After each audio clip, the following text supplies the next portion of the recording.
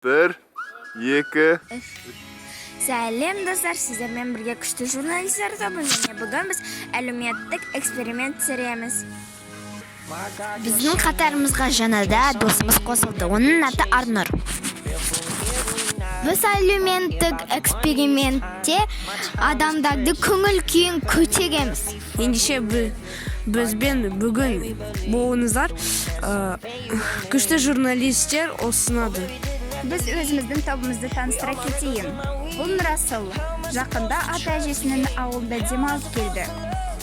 Ал сіздерге таныс сүйкімді Айханым мен әдемі Нұрай. Жаңа досымызды сіздерге таныстырып өтті. Ал мен болсам Камиламын. Біз бастаймыз. Здравствуйте, девушка. А вы не видели еще девушка, которая классная, милая и добрая? Она в красном фате, красной куртке. И фиолетовой шапке. Сейчас покажем. Покажем. Вот эту девушку.